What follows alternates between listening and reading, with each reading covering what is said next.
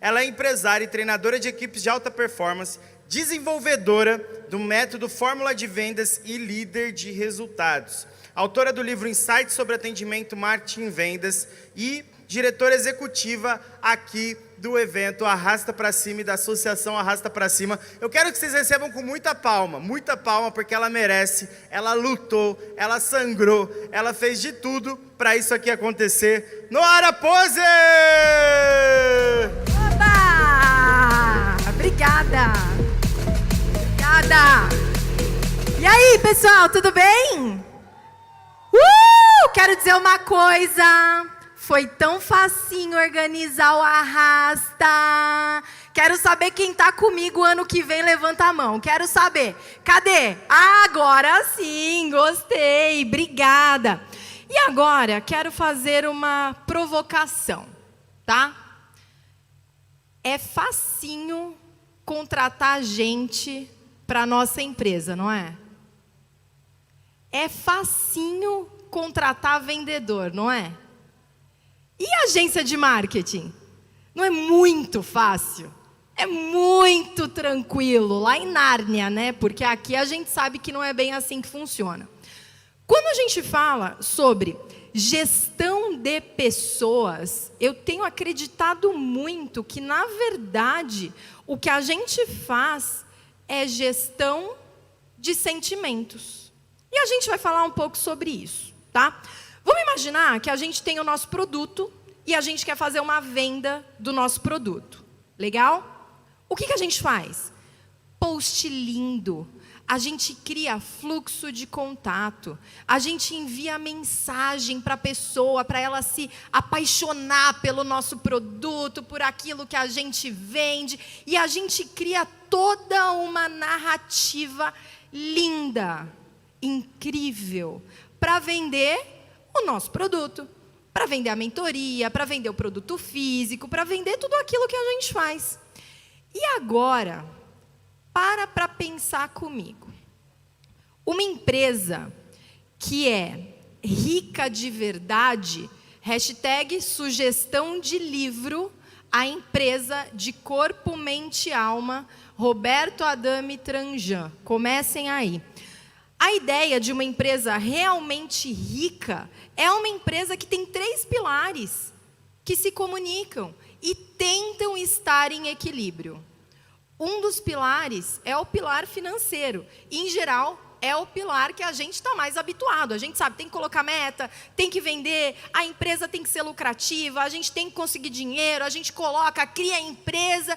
Isso tudo se relaciona com o dinheiro, a parte financeira. O outro pilar é o pilar de clientes.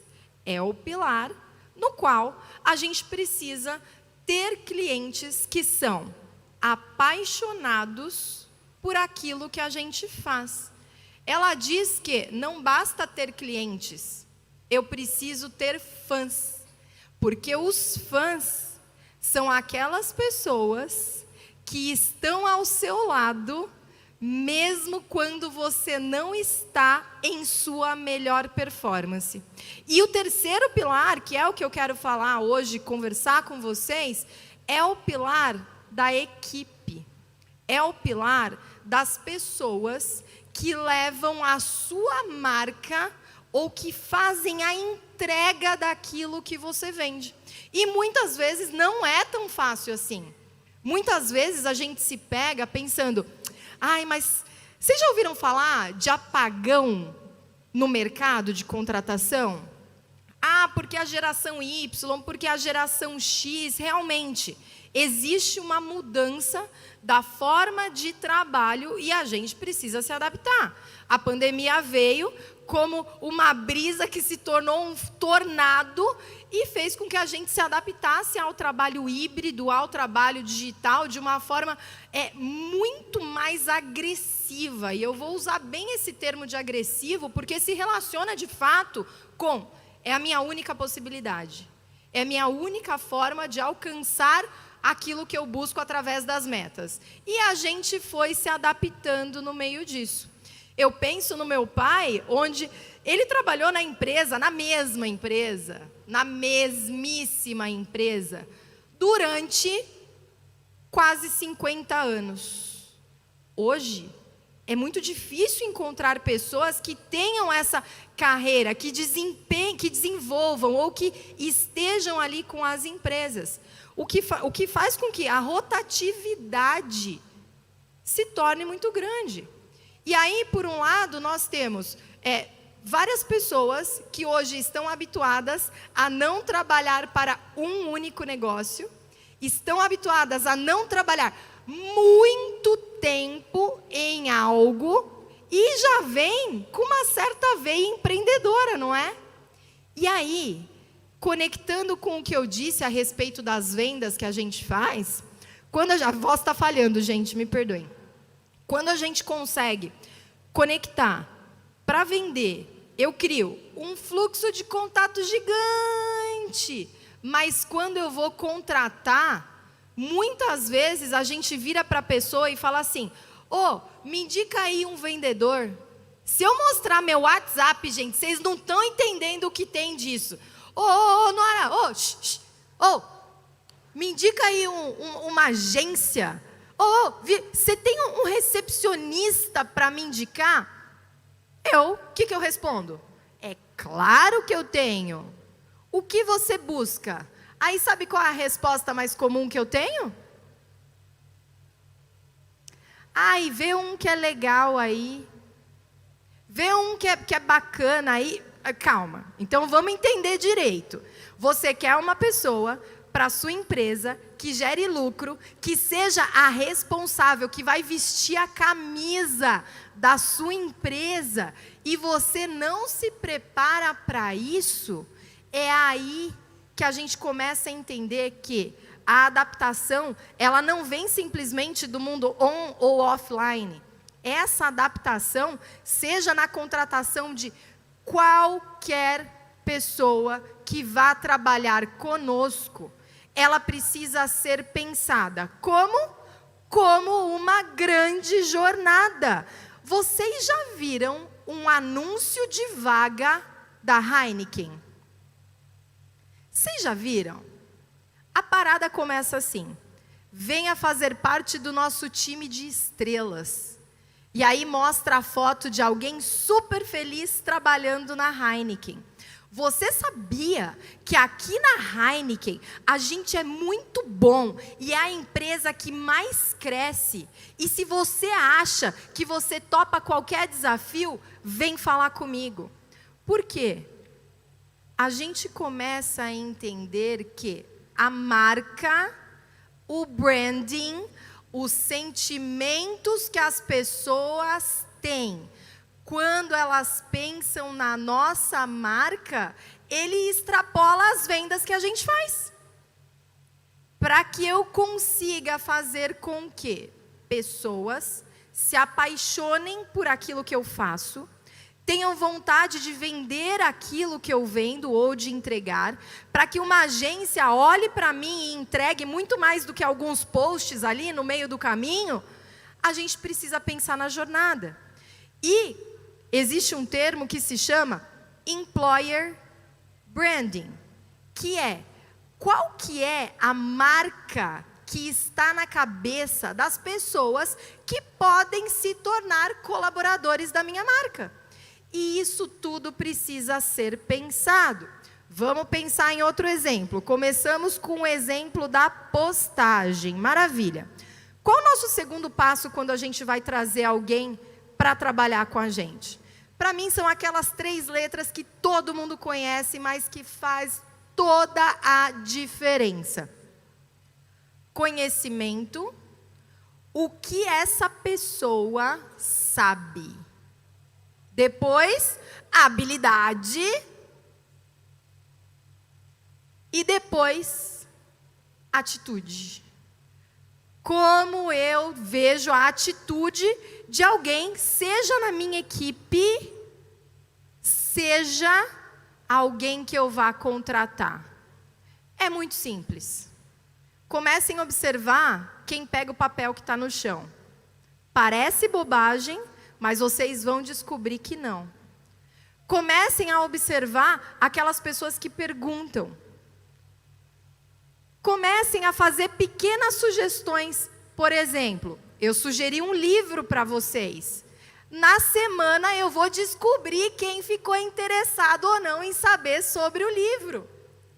E são essas pequenas coisas que a gente vai conseguindo desenvolver uma jornada que começa desde a minha etapa, onde as pessoas, elas olham para mim e me veem como uma empresa desejável, onde elas encontram algo ali, onde elas se veem e têm uma perspectiva de crescimento, de coisas novas e querem se sentir ouvidas. E nessa jornada que a gente vai construindo, a gente começa a entender, se você valoriza pessoas que aprendem rápido, uma das primeiras coisas que vocês têm que fazer é olhar para essa pessoa e falar o seguinte: olha só, sabia que eu vi aqui um curso que fala sobre marketing digital super legal? É 1 horinha de aula muito bacana e vai resolver esse problema. Você quer assistir esse curso? Aí na semana vocês vão descobrir quem assistiu e quem não assistiu. Eu sei que existem as vendas técnicas que precisam de conhecimento técnico apurado. Mas, lembra que eu falei? Quando se trata de gestão de pessoas, trabalhamos com gestão de sentimentos. E quando a gente consegue gerir o sentimento das pessoas que estão trabalhando com a gente, a coisa muda de figura. Então a gente cria postagem legal, a gente cria um processo seletivo legal e a gente cria um processo de treinamento interessante e, presta atenção aqui, processo de treinamento interessante e desejável. Basicamente, você cria toda uma estruturação onde o seu programa de formação de profissionais pode se tornar desejável para que você atraia cada vez mais pessoas para trabalhar com você. Eu faço uma brincadeira que é a seguinte: imagina só, pensa na sua empresa, pensa no seu time, nas pessoas que fazem a venda, nas agências que trabalham para vocês. Pensem nesses fornecedores aí que vocês têm na empresa de vocês. E pensem agora que você tem uma única oportunidade na sua vida de se tornar a empresa mais famosa, porque você vai dar uma entrevista, assim, na maior rede de comunicação do mundo global, vai estar assim, a melhor oportunidade da sua vida. E aí, nesse dia, você está com dor de barriga. E nesse dia você não pode ir. O que a gente precisa olhar para as pessoas que nos apoiam é o seguinte: será que a minha rede de apoio, ela está preparada para quando eu não estiver, ela poder chegar lá e dar a maior entrevista possível da vida dela? E isso quando a gente cria e desenvolve um programa estruturado de novo, conhecimento, habilidade e atitude, a gente começa a mudar de figura. Porque, gente, poucas pessoas estão dispostas a pagar o preço. E o preço, muitas vezes, é muito caro. Todo mundo que está aqui hoje pagou um preço. Trânsito, cadê a galera do trânsito? Ah lá, trânsito, esse é um preço caro. Vocês precisavam pagar esse preço? Não, talvez não. Podia estar na praia, não podia? Podia estar lá em Ibiza, tomando sol, tá tudo certo. Poderia estar em qualquer lugar. Mas quando a gente consegue criar, de fato, uma cultura organizada, que se relaciona com a nossa imagem, que se relaciona com o sentimento, que a nossa marca, que aquilo que a gente faz, que o trabalho que a gente entrega, ele tem aquele valor profundo, a gente começa a mudar essa nossa forma. Tanto em relação ao que a gente vive, como em relação às pessoas que trazem esse suporte. E tem uma coisa que é muito importante. Treinamento é diferente de educação. Vocês já pararam para pensar? Treinamento é algo técnico que eu desempenho sem entender os porquês. A educação é quando eu tomo decisões baseadas no meu aprendizado e em tudo aquilo que eu tenho que vão me apoiar na tomada de uma melhor decisão. E quando a gente consegue entender esse jogo, a gente começa a ter mudanças na forma de se relacionar com a nossa equipe. Quantas vezes a gente já aceitou algum trabalho que não estava tão bom assim? A gente fala assim, mas tudo bem. Ele se esforçou. Ou a gente fala, aquilo lá está dando um problema e eu não quero mais pensar sobre isso. O que eu vou fazer agora? Deixa para lá, amanhã eu vejo. E com o tempo, quando a gente não se posiciona, a gente vai transformando algo que é muito pequeno em algo muito maior. Vocês já ficaram com raivinha de alguém? Já tiveram raivinha de alguém? Sabe aquela raivinha que você sente? Aí, de repente, a pessoa ela vem, aí ela esbarrou no seu braço. Aí você fala lá, sempre esbarra no meu braço. Aí a pessoa vem e, de repente, ela tropeça. Lá, tropeçou porque estava aqui do meu lado. É exatamente a mesma coisa que acontece com os processos internos da nossa empresa. É a mesma coisa que acontece quando a gente fala sobre gestão de pessoas e gestão de sentimentos. E essa chave a gente precisa estruturar. Mais uma vez, produto, que é a nossa entrega, processos, como eu desenho o meu processo? Desde o meu processo mais básico ao meu processo mais avançado. E em seguida, temos as pessoas. Quem são as pessoas com as habilidades, as skills, a forma de fazer, a vontade de fazer acontecer, que se conectam com aquilo que eu quero para a minha empresa, que se conecta com aquilo que eu quero para o meu futuro. Porque, gente, para trabalhar, tem um montão de gente o tempo todo, em todo lugar, mas para trabalhar no lugar certo, executando o processo certo e com foco na meta e no crescimento, aí são poucas. E lembra do preço que eu falei que a gente precisa pagar? É o preço de não empurrar com a barriga.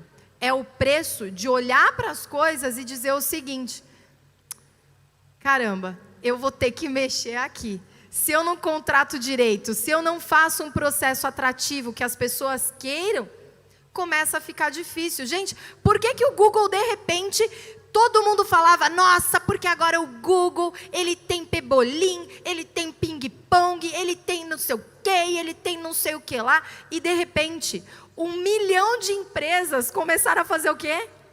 Coloca o pebolim, coloca a sinuca, coloca o ping-pong e não funciona. Por quê? Porque não tem estratégia. E porque, muitas vezes, a cultura de uma empresa não é a mesma cultura da outra empresa. Depois de 20 anos trabalhando com vendas, eu descobri que dinheiro não era tudo para os vendedores, sabia? Eu descobri que colocar uma placa na parede, que entregar um presente, que estar junto, que convidar para almoçar, que convidar para ir para o cinema, valia muito mais do que simplesmente o financeiro falando. E quando a gente começa a entender que os motivadores das pessoas, eles se relacionam com os sentimentos, e quando a gente se conecta de verdade, o negócio muda de figura. E o que eu quero dizer para vocês, gente, e uma coisa que eu tento levar para a minha vida, é a seguinte: sejam verdadeiramente apaixonados por pessoas. porque no fundo é sempre a gestão dos sentimentos. Muito obrigada, Arrasta! Beijo!